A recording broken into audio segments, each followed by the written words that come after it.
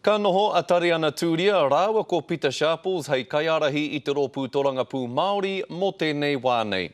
Engari i te ahua nei ka hoatu te tūranga minita o tari ana tūria ki te Ururoa Flavel i mua i te mutunga o tēnei wāhanga toru tau o te whare pāremata. Kei a ngā hui a Wade ngā whakamārama. Ko ia te whakamutunga kia tae mai ki te tēpu, engari ko ia te tuatahi ka tuku i tana tūranga. I would be more than prepared to stand down in my third year to enable him to hold the ministerial role. Kei te kōrero ia mo te Ururoa Flavel, te nama tuatoru o te Pāti Māori i roto i te whare pāremata. I have every intention of including Tūroro in my portfolio so that he can get some grounding. No te pōrā i hui a waia i ngā mana nui o te Pāti Māori, ki te whakamana anō i ngā tūranga tūmuaki o Tariana Tūria Rāua ko Peter Sharples. Ahakoa ngā kōrero i te takiwā i ngā wiki tata nei, ka whakakore atu a te Ururoa Flavel i ai anō i te whakataetae. He oe kāre pēa ia mo te tū i nāia nei, engari tērā pēa tōna wā. I think Tūroro is ready. He's been a leader in his own right for many, many years. So the actual role of leadership, I believe he will step into very quickly. Come on, don't be silly. He tere hoki a Tariana Tūria ki te pupuri i ngā reina, kua taunga hoki ia ki te tūranga. You're required to make decisions that are often very difficult. And, you know, people call you a sellout. You've got one lot calling you a sellout and another lot saying that you're a separatist. He oi hei tana hekenga i tana tūranga, me whai pēa te rōpū i te tauiranga kākāriki, kia kotahi te tūmuaki i roto, i waho hoki i te whare pāremata. Ngā hui a Wade, te karere. Hoi nora e te iwi i rongo ake rā tātou katoa ko Peter Sharples, tētahi o ngā minita i whakapū mautia ake e te kāwana tianara i te rangi nei. Kei tō mātou tari i te whanganui ātara ia e tatari mai ana, tēnā koe Peter. Kia ora, Scotty, tēnā koe. He ai kia tari ana tūria tērā pēa hei te tau tuatoru o tēnei wāhanga o te whare pāremata ia heke i hoai i tōna tūranga minita. Ka pērā anō hoki koe? Karano ka whakaaro ki tēnā, Scotty. Mātou wā pēa kia whiriwhiri pēhe te huarahi e pai ana mō te Ururoa, kia tae e ki te tū hei kaiarahi a te tau kotahi te kaumāwha. Kare kore hari ko ana koe kua whakapū mautia ake tō noho hei kaiarahi mō ngā tau kei mua i te aroaro? Ai, me ngā mahi minita nā te mea, he maha ngā mahi karano kia oti, ia maua, ia mātau, nā reira tino hari ko hoki au ki te tēpu. Ngā mahi kāre anō ki oti no ia kōrua ko tari ana, he hau e rā momo mahi? Kia whakauti pai te whakangungu te arotaki i te reo, mo te rā rōpō o mātou, pai motuhake. Te arotaki i te Constitution, te rā mahi, te whakatū tētahi mahere rautaki mō ngā iwi mō te ohanga Māori. E rā huatanga, ko tīmata kārano kia oti. Kāre koe i kōrero mo te puni kōkiri, engari koe rā te tari o te minita i ngā take Māori, ka hatia te puni kōkiri hei ngā tau e tū mai nei?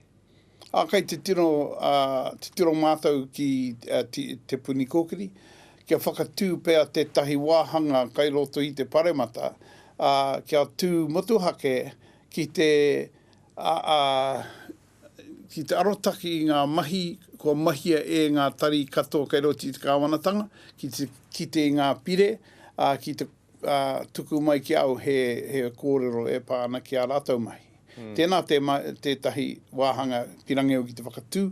Atu ki tēnā, mā rātou e kaua e tahi o ngā mahi mo te whānau ora, kimi mahi, whakatū whare, whakamahanatia whare, whakatū ngungu mahi e rā huatanga. Ka tae e rātou ki te tautoko tēnā. E whakai ana koe ki te āki a etahi e ki ana me whakahou ake i te ahu o te puni kōkiri me ana kawenga mahi? Kei te pai ngā tangata kei roti te puni kōkiri. He Māori rātou, mahi nā ta ngākau rātou mō rātou iwi. Engari, nā ta mea, e rua te kaupai heneti o mātou te Māori e noho a rawakore ana. me anga rātou pēr ki a rātou, ki te tautoko ki te āwhi a rātou. Kia hoki noa ke tāua ki te korero mo te kaiarahitanga i te rōpū tōranga pū Māori. Ka rea tūruro whewho i whai i taua tūranga i tēnei wānei. Ka ari i e whai ani i taua tūranga i tēnei wānei. Pēho whakaaro ki tērā. Ki tāu titiro kuia te rangatira e tatari ana kia piki ki taua tūranga?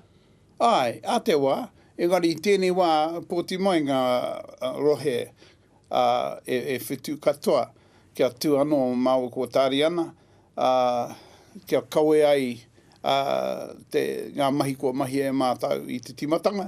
A te wā pēr, ka whakawātea te huarahi kia tū motuake Ururoa, hai kai arahi mo tō tātou rōpū. He manukura tēnā tangati nai nei, e mahi ana mo tāna iwi, mo ngā kura Māori, mo e rātu. E mahi tahi māua hoki i roti a mātou taku mahi TPK me te mātauranga. Nō reira, kua whakatūria rā nō tia koe hei minita i ngā take Māori. Me pēhea mātou o te iwi Māori e mōhio ai mehe mea kua angi tū koe hei minita i ngā take Māori i roto i ngā tau e toru kei mui te aroaro. Nā te mea mā tātou e korora mā mātou e pānui atu ki a rātou ngā mahi ko mahi e mātou. Ko nā tā mātou he i ngā wā, i ngā tau kūpahuri ake. I kaha mātou he maha ngā pūtea me ngā hōtaka me ngā mahi. Ko tia mātou e pai ana mo tō tātou iwi. Engari, kāre mātou i tū ki te pānui, kia mōhio tika, mōhio pai ai te iwi Māori, anei rā ngā hua mō rātou i a mātou mahi. Nā reirei tēnei tau, kaha au me te tari ki te pānui ki a rātou, ngā whainga, ngā hua kua puta. Wā poto noi hoi e toi ana e te minita, engari te reo, heha o rautaki mo te reo? Mā te komiti kua tīmatahia kua haere ki te mutu nā Sir Tāmati Ridi i Arahi. Te rā rohu mā rātau e whiriwhiri me pēhea kia huki te mana o tātou reo, me te ako i tō tātou reo ki te iwi. Nā ta mea, nā ta iwi te reo. No te iwi te reo, no ngā hapū. Nā reira me whakahukia te mana ki a rātau. Ka kumihia te huarahi ka tai e tātou ki te whakauti tēnā. Atu ki tēnā, kia whakapakari ai te ako i te reo Māori kei roti ngā whare, pera te ātārangi kei roti ngā kāinga. Koe nā tā mahi nui mō mātou. Ai ka ora nei ka tūtonu te taurawhiri? I tēnei wā, kei te tūtonu. Tēnā rawa atu koe pita ngā mihi nui ki a koe, mo tō whakawātea mai a koe. Tēnā hoki koe noho mai nā hei minita i ngā take Māori mō ngā tau kei te tūmai. Kia ora rā. Kia ora.